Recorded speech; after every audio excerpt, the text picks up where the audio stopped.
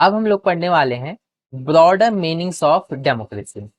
देखिए, डेमोक्रेसी में आपने जो भी अभी पढ़ा, जैसे कि डेमोक्रेसी क्या है, उसके क्या फीचर्स हैं, उसके पॉजिटिव पॉइंट्स, उसके नेगेटिव पॉइंट्स, क्या यही डेमोक्रेसी है? तो जी नहीं। डेमोक्रेसी केवल इतनी ही नहीं है, इसके बहुत ही ब्रॉडर मीनिंग है। मतलब अगर आप बड़ी क्लासेस में जाओगे और आप पॉलिटिक्स पढ़ोगे तो आप समझो कि जो डेमोक्रेसी का जो दायरा है वो बहुत ही ज्यादा ब्रॉड है, केवल इतने भर में सीमित नहीं होता। ये तो जस्ट बिकॉज आपको एक थोड़ा सा कॉन्सेप्ट दिया गया है डेमोक्रेसी के बारे में, थोड़ा बहुत आपको एक हिंट दिया गया है, कह सकते हो पहला पेज है। अगर डेमोक्रेसी पूरी बुक है तो इसका आपने जस्ट एक पहला पेज पढ़ा है। अगर मैं एक पहला पैरा कहूं तो भी शायद से गलत नहीं होगा, क्योंकि इतना ज्यादा ब्रॉड कॉन्सेप्ट है डेमोक्रेसी का। तो अभी हम इस टॉपिक के अंदर कि आपको कुछ और चीजें बताया गया है कि अक्सर आपने हमने जो भी अभी पढ़ा, तो हमने ये देखा कि डेमोक्रेसी को हमने पॉलिटिक्स से रिलेटेड जोड़ा ना। पॉलिटिक्स से रिलेटेड जैसे कि हमने पॉलिटिकल पार्टी से जोड़ा, अलग अलग देशों में जो चल रहे सिस्टम होता है, जैसे कि चाइना के अंदर, जिम्बाब्वे के अंदर क्या क्या चीजें हुई, हमने उन घटनाओं से जोड़ा। लेकिन डेमोक्रेसी को देखा जाए तो हम अपने रियल लाइफ में भी यूज कर सकते हैं, कोई पॉलिटिकल कॉन्सेप्ट तक ये सीमित नहीं है। जैसे कि अगर आप एक क्लास में हो और क्लास के अंदर कोई टीचर, जब भी आप सवाल पूछते हो तो आपको रोक दिया जाता है, वो टीचर आपको रोक देता है, टोक देता है, तो आप ये कह सकते हो कि भाई हमारे जो टीचर्स हैं वो डेमोक्रेटिक नहीं है।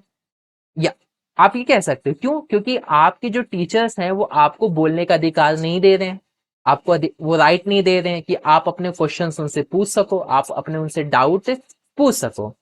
अगर फॉर एग्जांपल आप फैमिली टेबल पे बैठे हो, आप अपनी जो बातें हैं वो खुलकर अपने घर वालों के सामने रख सकते हो, मम्मी के सामने रख सकते हो, पापा के सामने रख सकते हो, भाई के सामने रख सकते हो, बहन के सामने रख सकते हो।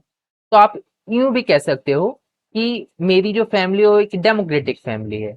डेमोक्रेटिक फैमिली जहां पे जो आप बोल रहे हो, जो भी आप अपनी बात बताते हो, उसकी रिस्पेक्ट की जाती है, उसकी एक वैल्यू दी जाती है। तो आप यूं कह सकते हो। अगर इससे थोड़ा और हटे हम, तो आप यूं भी कह सकते हो कि देश के अंदर डेमोक्रेसी तभी आएगी जब देश के अंदर गरीबी खत्म हो जाएगी। तो आप इसको इस तरीके से भी जोड़ सकते हो, आप डेमोक्रेसी के इस कॉन्सेप्ट से भी इसको जोड़ सकते हो कि भाई देश के अंदर जब सभी लोगों को एजुकेशन मिलने लगे, कोई गरीब ना रहे, सभी लोगों को जॉब मिल जाए, जॉब चाहे तो उनको जॉब लग जाए, तो मैं समझूंगा कि देश के अंदर डेमोक्रेसी है। तो आप इसको इस कॉन्सेप्ट से भी देख सकते हो। तो ये था कुछ ब्रॉडर मीनिंग ऑफ डेमोक्रेसी के कुछ एग्जांपल्स।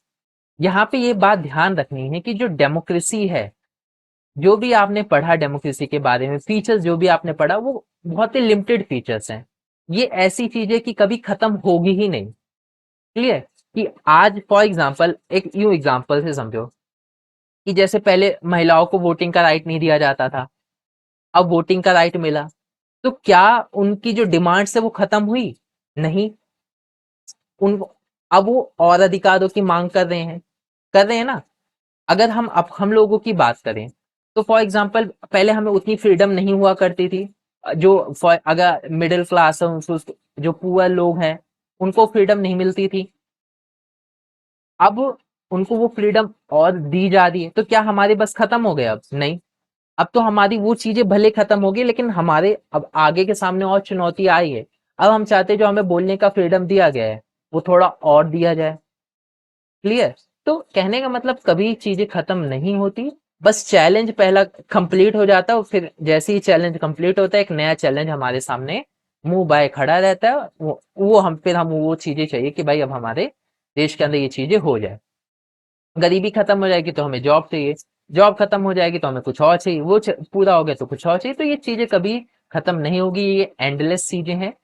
एक चीज आपको ये जानना बहुत ज्यादा जरूरी है जो कि इस टॉपिक में भी दिया गया है कि देश के अंदर ना सिटीजन्स, यानी हम आप लोगों का अवेयर होना बहुत ज्यादा जरूरी है।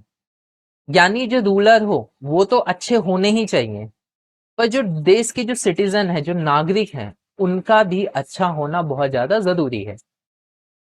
क्योंकि अगर सिटीजन्स अवेयर रहेंगे तो क्या करेंगे? अच्छे रूलर को चुनेंगे, खराब रूलर को हटाएंगे, और देश के अंदर जब अच्छा रूलर आएगा तो अच्छे फैसले भी लेगा, उनके लिए फैसले लेगा।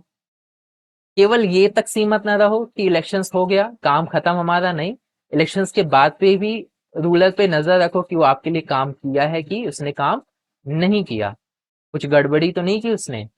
इस पे भी आपका नजर होना बहुत ज्यादा मतलब आपको एक एज अ एक्टिव सिटीजन रहना है, मरे हुए सिटीजन की तरह नहीं रहना है कि आप देश में रह रहे हो पर आपको देश के बारे में कुछ पता ही नहीं है। आप देश में रह रहे हो तो आपको पता होना चाहिए देश में चल क्या रहा है, आपके सोसाइटी या लोकेलिटी में चल क्या रहा है, और उसका सोल्यूशन क्या होना चाहिए, प्रॉब्लम क्यों खड़ी हुई है, तब देश सोसाइटी अच्छी बनेगी। क्लियर। इसी के साथ ये टॉपिक खत्म होता है। हालांकि मैं इस पे कितना भी बोलूं कम है, क्योंकि ब्रॉडर मीनिंग ऑफ डेमोक्रेसी है। आप बड़ी क्लासों में जाओगे तो इसके बारे में और कुछ समझोगे। जितना मेरे को इंपॉर्टेंट लगा मैंने वो बता दिया। पर एक चीज और कि आप इसके बाद एक बार बुक से जरूर पढ़ना, इस वीडियो देखने के बाद बुक से एक बार जरूर स्टडी कर लेना। ये रिकमेंडेड है कि करना ही करना है आपको। बुक से स्टडी नहीं किए तो समझ लाना कि आपने इस टॉपिक अभी अधूरा पढ़ा है। क्लियर। बुक से स्टडी कर ली एक बार इस वीडियो को देखने के बाद तो आप की कंप्लीट हो गया।